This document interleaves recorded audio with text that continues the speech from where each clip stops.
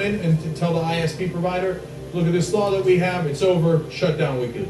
But also, did you notice they stuck it in private entity? So if you're a threat to a private entity, they might also shut you down. And under the veil of doing things for cybersecurity purposes, it would allow companies to collect and monitor private communications and then share them with the government or anybody else. A company like Google, Facebook, Twitter, or AT&T could intercept your emails and text messages, send copies to one another and to the government, and modify those communications or prevent them from reaching their destination if it fits into their plan to stop cybersecurity threats. So what it does is essentially carves out a cybersecurity exception to all of our privacy laws. So in the end, if they pass this, instead of passing PIPA or SOPA, well, they might have the same effect in terms of shutting down our sites, and they also have the second effect of merging business and state even further together. I'm afraid that I'm a little pessimistic on this one. I said that we could win on SOPA. I accurately called that one. Why? Because we had huge corporations on our side. Facebook, Google, etc. Now we're on our own. And without those guys backing us up, good luck to us. Starting Thursday, July 12th, ISPs, Internet Service Providers, will be spying, not just on your bandwidth, right? But specifically on what you are downloading. You are giving them an unfettered, unchecked right to cut off your service based upon the claims of copyright holders who have been shown time and time and time again to make false claims. And there's no recourse for you. Well, I think that online piracy is a red herring. These transnational content companies make more money than ever. Look at how much money is made from legitimate music downloads via iTunes. They're making a fortune, literally, billions of dollars every year in illegal download revenue. And they're saying that they need to crack down on pirates, but really they want to crack down on internet communication itself.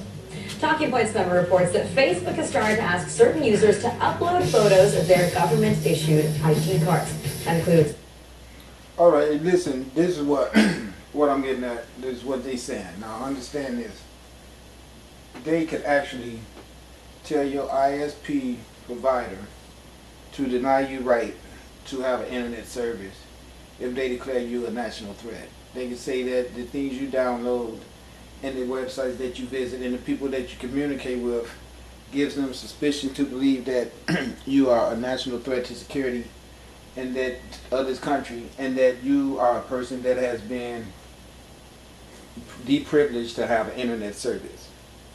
Pretty much, that's what they're saying. Along with all that, they're corroborating my fact that not only does the government have the right now to intercept any cell phone activity as well as landline activities on phones.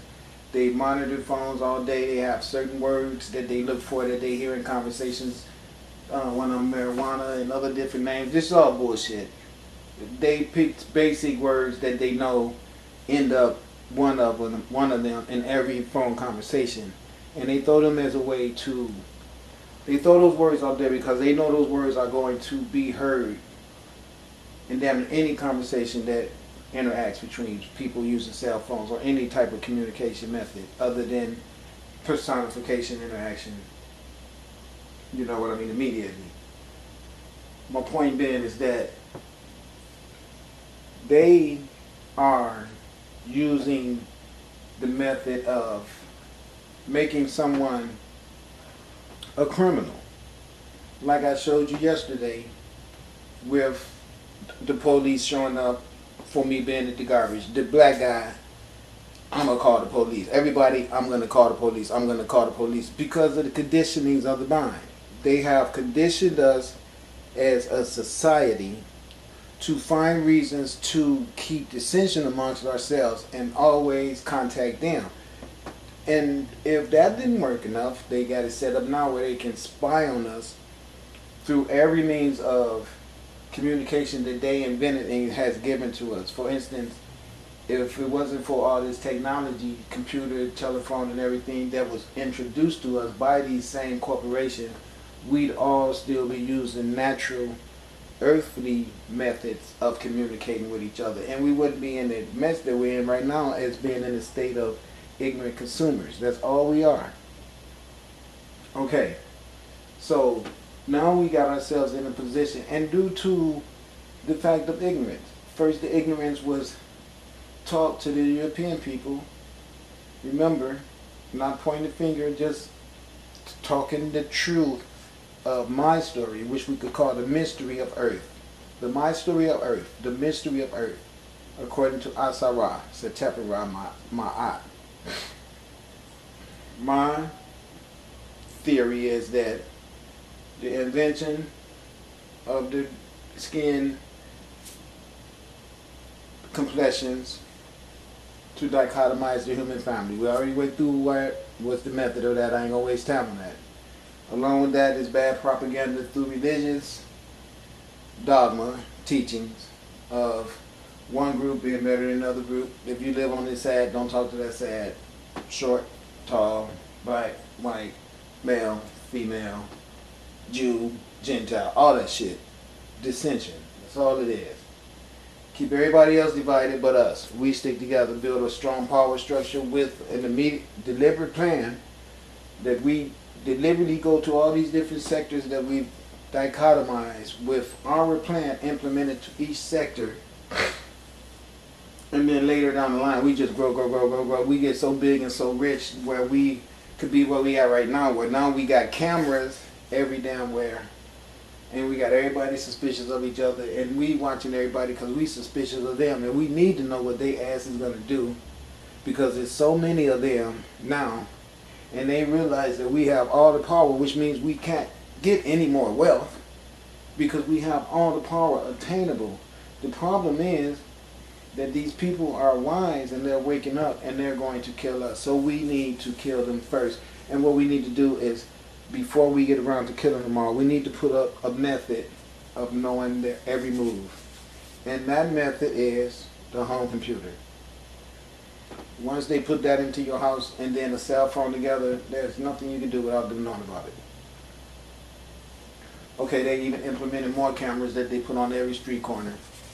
And now I bet you, just like people know everything you buy, like you buy your laptop with a camera on that thing, they looking in at you when you probably don't even know it. You sleep and they all in your mix. Or any computer. They could pop a little camera in there anywhere. They real wise. They could pop a camera in anything. The technician guy that comes in to install your cable,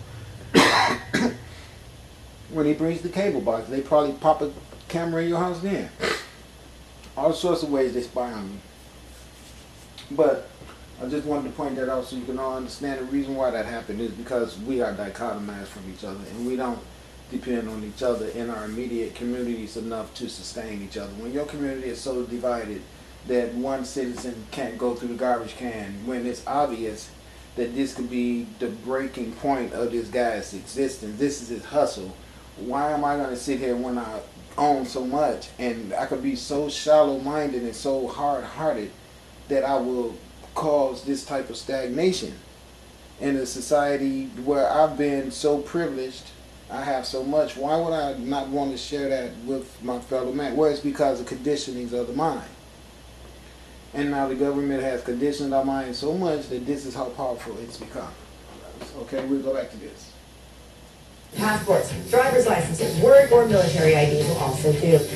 And these documents indicate that the Department of Homeland Security has been spying on us on Facebook, and they're looking for specific words. And some of the words that they're looking for in our profiles includes marijuana, right?